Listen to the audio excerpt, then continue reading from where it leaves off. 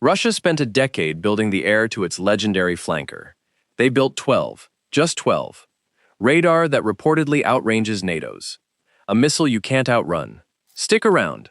I don't think this jet's the joke people call it online. By the end of this video, you'll also know why the engine it was designed around still doesn't exist 10 years later, and why this thing flies with its own stealth drone wingman, almost nobody saw coming. To understand why the Su-57 turned out this way, rewind to the 1980s, when stealth was the hottest word in aviation. The Americans leaned all the way in. The ATF program eventually gave us the F-22 Raptor, a jet built to win air dominance before the enemy could even get a missile lock. But here's the thing most people get wrong. Stealth was never about being invisible. It just means the enemy's radar can't get a lock in time to matter. That's it. The B-2 used it to slip past Soviet air defenses. The F-22 used it to strike first. Two different jets, same trick. The Russians looked at that same technology and did something almost backwards. Performance first, stealth second. That mindset gave birth to the MFI program, and its child, the MiG 1.44, which collapsed along with pretty much everything else in Russia during the 90s. But out of that wreckage came something almost nobody expected. Sukhoi self-funded their own demonstrator, the Su-57 Berkut, with forward-swept wings that looked like they'd been ripped straight out of a video game. It never became a real fighter, but it proved Sukhoi could still dream big. And when Russia relaunched its 5th-gen program in the early 2000s as Pak-Fa, Sukhoi got picked without even having to compete. This is where the Su-57's story really begins. In 2010, the world finally got its first look at the new jet, then called the T-50, taking off for its maiden flight. And the internet did what the internet does. It decided instantly this was just an F-22 knockoff. But that take doesn't hold up. Yes, the wing layout borrows from American 5th-gen design. Everything else doesn't. The engine placement, the canted tails doubling as control surfaces, even the nose. A lot of aviation analysts actually trace that more to the rejected YF-23, and even closer to a scrapped naval version called the NATF-23, than to the Raptor, which is kind of ironic. The jet America passed on may have shaped the jet Russia actually built. Add in the leading-edge extensions up front, acting almost like canards, and the whole airframe reads as one giant bet on maneuverability over everything else. Then there's the question everyone actually clicked for. Is it even stealth?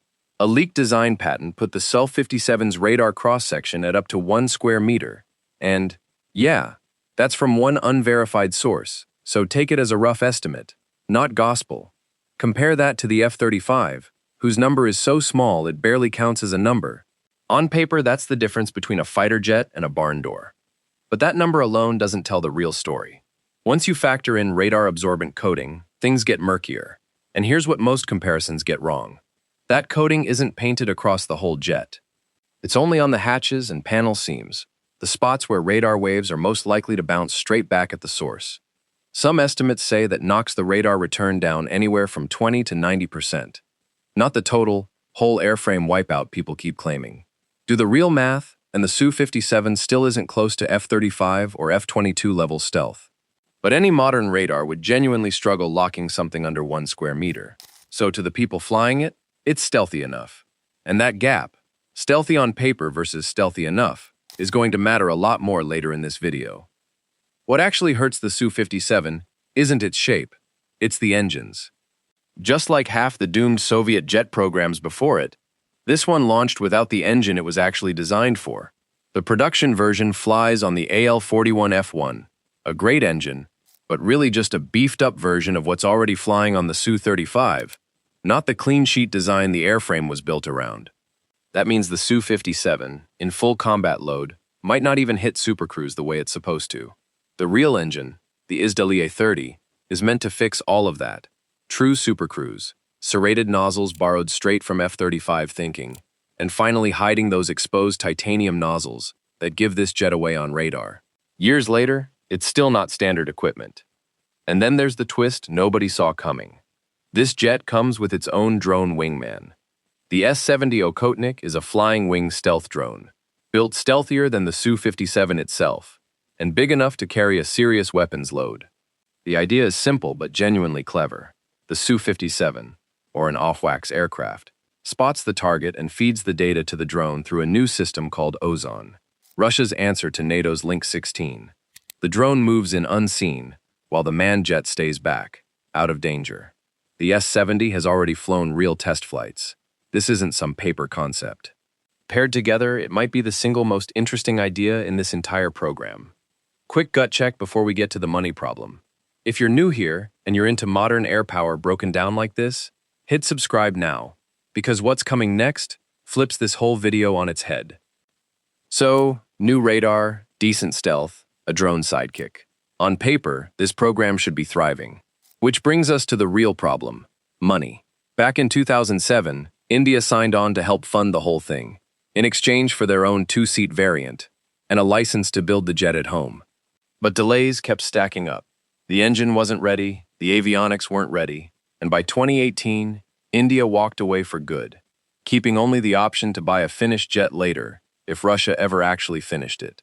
Around the same time, Russia quietly slashed its own order, not by a little. From 200 jets planned, all the way down to a single squadron of 12. That single squadron of 12 wasn't even the end of it.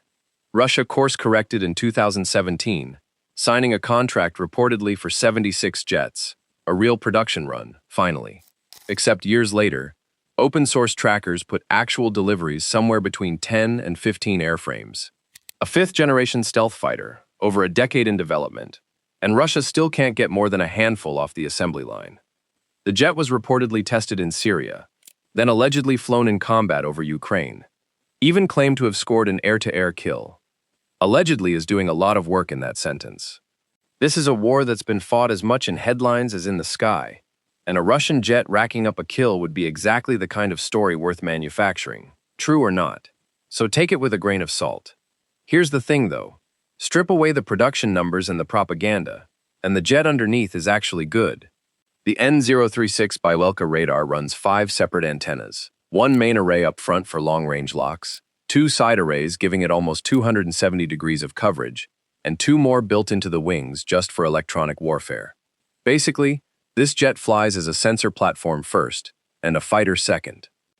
And here's the part that should actually worry people. It's also got an infrared search and track system, so it can hunt with heat instead of radar, something the F-22 still doesn't have. Where it falls behind is fusion. The onboard computer combines all that data for the pilot, but it's nowhere near as seamless as the F-35's helmet and sensor setup, where the pilot can basically look straight through the airframe. And the Su-57 still has no internal targeting pod for ground targets, so it has to give up its stealth to do what the F-35 does while staying hidden. But offensively, this is where that missile you can't outrun promise from the intro actually pays off. The Su-57 can fire the R-37M from over 200 kilometers out. And it's not just long range, it's fast, reportedly topping Mach 5 in the final stretch. There's a term for that, the no-escape zone. It just means the range where a target physically can't outrun or outturn the missile before it hits. At those speeds, that zone is huge, way bigger than anything NATO flies. And here's the kicker.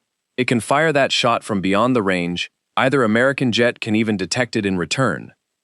But one-on-one was never really the right question. Russia doesn't have 12 Su-57s worth of a problem.